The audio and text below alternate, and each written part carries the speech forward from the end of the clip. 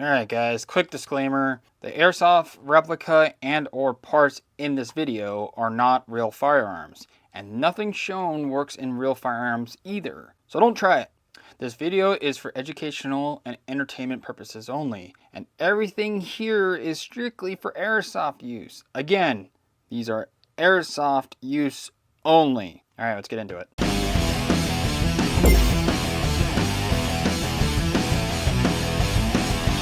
Hey everyone, James here with Wyshtech Airsoft. Today we're diving deep into tappet plate timing and short stroking. Tappet plate timing and short stroking are two of the most important and most misunderstood parts of tuning an AEG.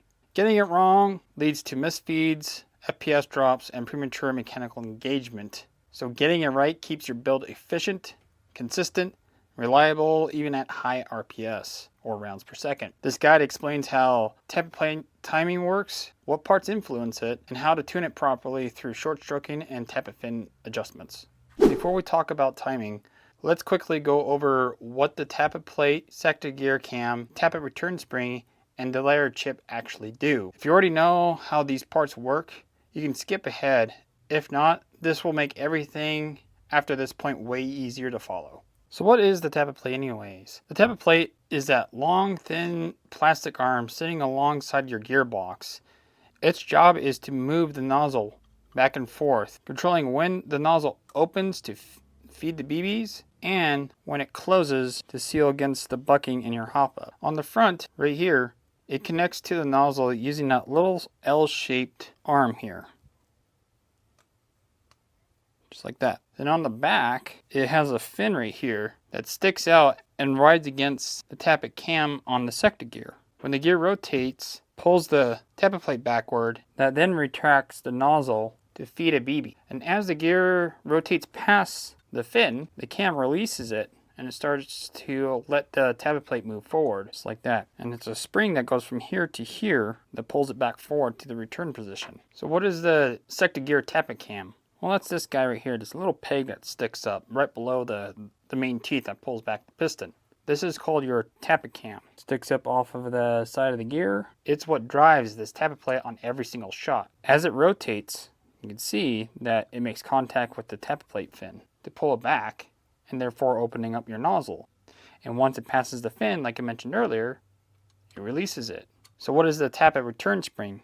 Well, it depends on the gearbox version that you're talking about. In this case, this is a version 2, which uses a pull style spring. Gearboxes like the version 7, the version 6 uses a push style. The push style basically looks like this. This is not an actual tappet plate spring, but you get the idea. So the tappet return spring is what gives the tappet plate its forward motion. It's what pulls it back forward. In the version 2, it connects here to here, as I mentioned earlier. If this spring is too light, the nozzle won't close in time, causing mid-cap syndrome or FPS drops. If it's too strong, it can wear out the tappet fin here faster, but that's rare. If you find that your tappet return spring is too weak, you can always cut off a coil or two for more tension, or you can just get an FLT tappet return spring, which gives you the perfect amount of tension right out of the box. So what's a delayer chip? A delayer chip is basically this guy that attaches to the tappet cam on the sector gear, just like this.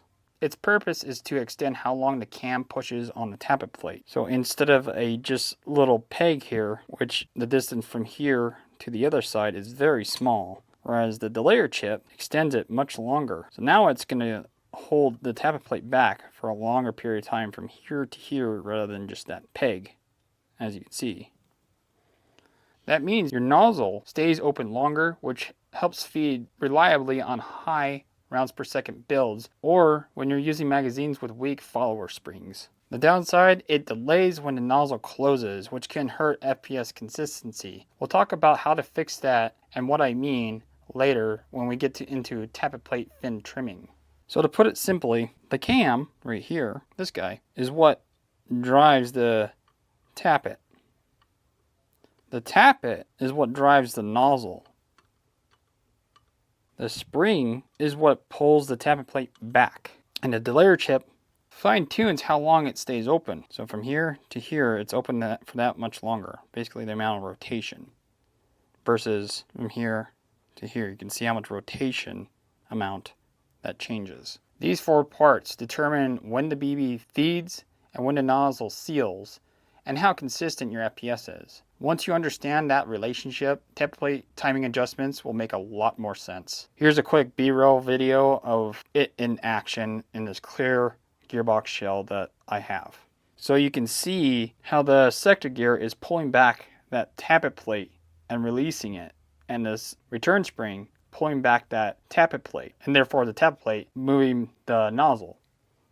Alright, now that you understand how all that works together, let's get into what actually affects tappet timing and how we can adjust it for better consistency. First up, sector gear brand matters. Each brand places the tappet cam differently. For example, this is an SHS sector gear. The tappet plate cam right here is in front of the pickup tooth of the sector gear. Whereas Solink and Javon, this one being Javon, you know it says Wyshtech on the back, was behind the pickup tooth. I put them side by side so you can see the differences. That positioning changes where you remove the teeth during short stroking and how the tappet releases. So always note your gear brand before tuning. Alright, now let's talk about the basics of tappet plate timing. So what is tappet plate timing? Well, tappet plate timing is the window of time that the tappet plate controls the nozzle's positioning during each gear cycle. When the tappet is closed, this position being closed, as in the tappet plate is all the way forward, this is the position of which the nozzle will seal against the bucking of your hop up. So the longer close time equals better compression and FPS stability. When it's in the open position, this is when it's feeding the next BB into the chamber. Too long into the open position, you lose FPS. Too short, and it'll misfeed. So if it doesn't stay back long enough, the BB won't have a chance to enter the chamber and you'll get a misfeed. Rounds per second directly affects this window. Rounds per second can be used as a metric to know how fast your sector gear is spinning. So with that being said, for high speed builds, 20 rounds per second or higher is considered high speed in my opinion. You need enough close time after piston releases to avoid what's called tappet PME or tappet premature engagement. So what's tappet plate PME? Well, that's when your piston is still traveling and your sector gear starts pulling back your tappet plate before your piston finishes its stroke. As you can see, your nozzle is moving back away from that bucking, so it's no longer sealing, and your piston's coming forward still. So it's blowing all that air into your hop up rather than down the barrel. That is tappet plate PME. So my little rule of thumb, you want about 160 degrees of rotation between the tappet cam contact point, which is right here. This is the facing that's going to touch your tappet plate fin,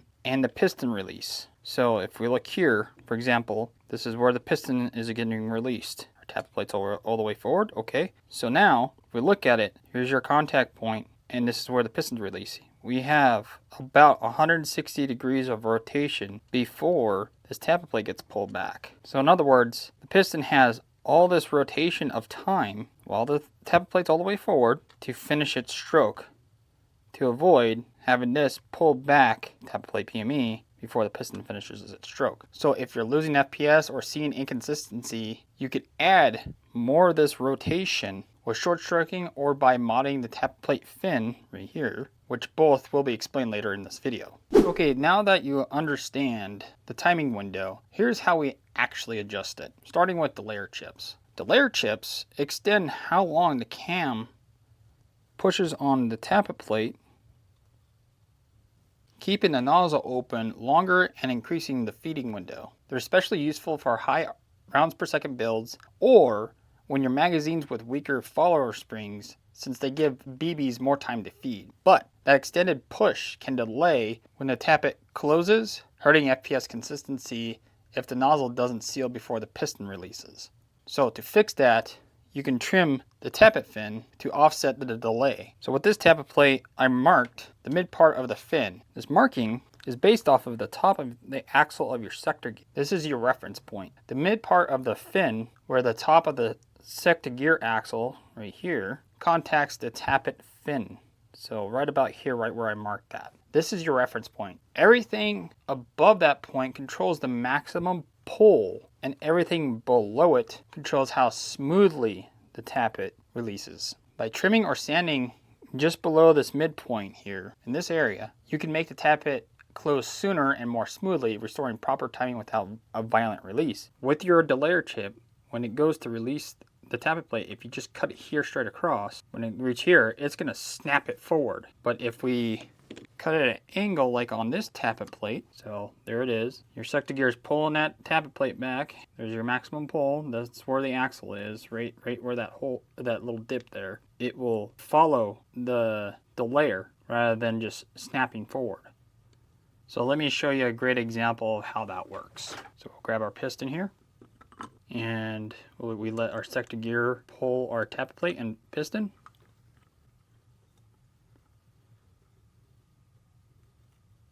It's going, and see now it's starting to release the tappet plate long before the piston gets released. And then the piston gets released, we go back to our 160-degree rotation. So instead of our contact point being here, it is now here. So now we got to keep in mind of that instead of here. So we have lost a little bit of time. However, we have more than enough time from here to here before the tappet plate gets picked up, and to give the piston enough time to finish its stroke.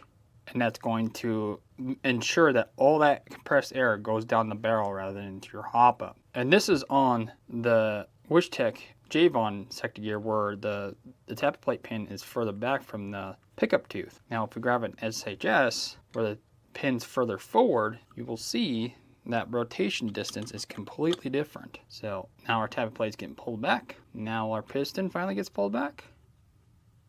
Now our tappet plate's starting to get released. And now it's completely released. We still have a whole bunch of teeth left over. You pull back the piston. Here it goes. It's going. And now we're at the release point. Look how much distance we have now. Very little time for this piston to finish its stroke before the tappet plate gets picked up. What you're going to see in this case, depending on how many rounds per second your replica is shooting, 30 rounds a second, if your timing is this close when this piston gets released, you're going to see a massive FPS drop. Because guess what's happening? As I said earlier, it's going to spin fast enough that this piston is going to be like in mid-stroke, and your tappet plate's going to start moving back, and you're losing all that compression to this nozzle pulling away from that bucking. That is why you want to keep an eye on that, especially when you short stroke, which brings me to my next point. We're going to talk about short stroking.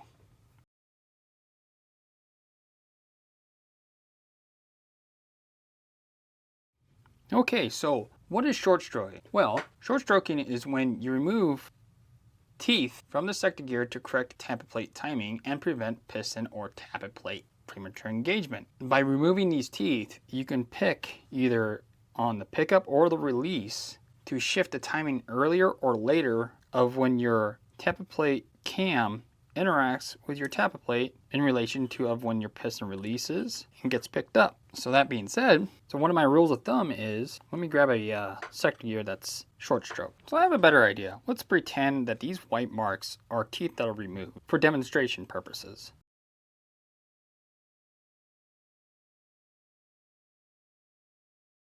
Okay, so these 3 teeth are gone. We're short stroked by 3 teeth, and we have determined that's what we want. So we go to put the sector gear in there, and we begin to test to see where everything is at when I rotate this sector gear. All right, so let's do this. We're rotating the sector gear. The piston's getting pulled back. Okay.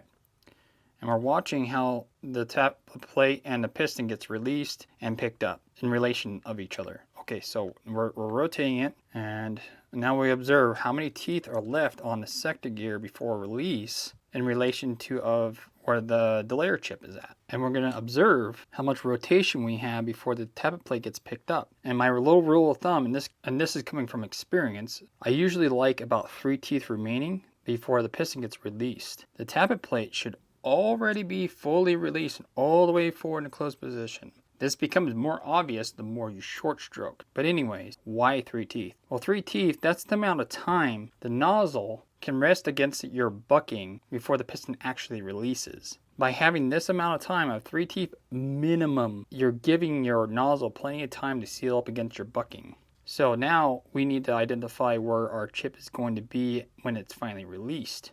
Okay, so we established that our tappet plate is completely released, all right, at 3 teeth. So we're good. Now let's go to the final tooth where it actually gets released. Ignoring the white ones, this is where we're at right now. That's where it gets released. Now let's look how much rotation we have before the tappet plate gets picked up versus of when the piston gets released. And we have over 90 degrees of rotation, which is a lot better than what I showed earlier where it was barely any, okay? This is acceptable up to a point. It all depends on how many rounds per second your replica is shooting or you want it to shoot. Again, rounds per second dictates of how fast it spins. Higher the rounds per second, the larger this rotation window needs to be. And in this case, we're probably good up to about 30 rounds a second. If we go anywhere above that, we're going to need a little bit more. It really depends on your platform. It's more of a trial and error. But I'll give you guys a little bit of a guide to go off of later in the video. In this case, let's say I picked the right gear ratio and motor and battery and the spring for this build. Let's say 1.5 joules. At 30 rounds a second, 3 teeth short stroke with this much rotation left of when the piston finally releases is enough time to not see any FPS issues in terms of consistency or FPS drop. Given that you already know what your spring rating is supposed to be for the given joules you're looking for. I don't say FPS because FPS can mean anything. Joules is the combination of FPS and the weight of the BB. So that brings me up to the next point. When do you short stroke? Well, that depends entirely on your rounds per second versus your joule goal, like what I was talking about with joules and RPS. You need to know your RPS based on your gear ratio, motor RPM, spring strength for your joule target, and battery voltage. This combination, you should already know what this combination of whatever it may be gives you what rounds per second. That way you can use that factor of rounds per second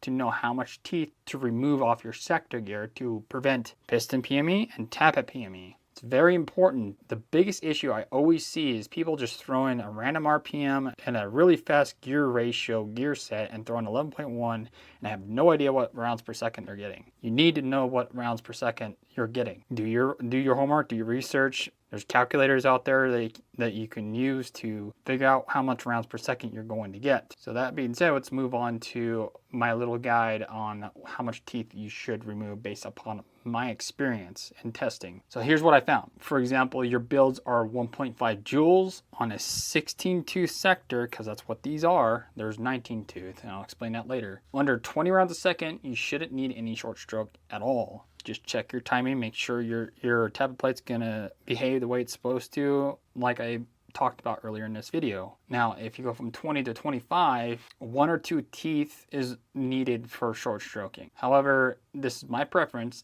I often go for removing 2 teeth between that range. 25 to 30 rounds a second, you remove 3 teeth. 30 to 35, you do 4 teeth. 35 to 43 rounds per second, you do 5 teeth. This is all based on picking the right combination of parts to retain that 1.5 joules. So the more teeth you remove, the stronger the spring you're going to have to use or spring spacers. Now anything above 43 rounds a second, just switch to a DSG sector gear. It's far more efficient. At that point, you might as well DSG it.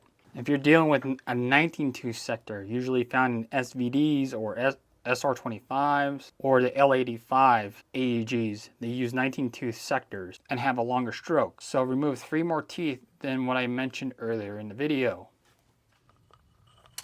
So when it comes to trimming your tappet plate fin here and getting the right angle, and how I do it is once I figure out how much I'm short stroking and what teeth I'm going to remove, and I removed them already, then I move on to trimming my tappet plate fin. And let's say, I'm going to take this tappet plate out. We got an unmodified tappet plate in here, okay? And we're pulling it back and we're on our 3 teeth remaining, right? And our tappet plate's all the way forward. You can see how much the tappet plate fin is overlapping that delayer chip we have installed. This mark right here is where I marked my tappet plate fin of where I should trim it based upon the outer edge of my axle to the back edge corner of this delayer chip. So what I do is go on our 3 teeth remaining, I mark with a Sharpie or whatever you got to mark your tappet plate. It doesn't have to be perfect, it's just got to be close. You're going to mark it right where the back face of your delayer chip is, mark it across. And I use my belt sander to sand this all the way down to right where I marked that line. The end result is something like this. So you got 3 teeth remaining. Look at that. Tappet plate's completely forward, and we got 3 teeth remaining. Go on our release. We have about 160 degrees of rotation. Now, if I need my piston to release sooner, refer to the short stroking that I mentioned earlier. Okay, so let's talk about the tappet plate design and quality. So a stiffer tappet plates deliver more consistent FPS, whereas flimsy ones like this guy will cause nozzles to bounce. So stiffer tappet plates deliver more consistent FPS because of their rigidity. They don't flex hardly at all. This is a tappet plate from Airsoft Mutations, and it's super rigid, which will deliver more consistent FPS, whereas a flimsy one like this one, where I can easily bend it, causes what I like to call nozzle bounce. That's basically where, let's say my hand is the bucking, and your tappet plate gets released.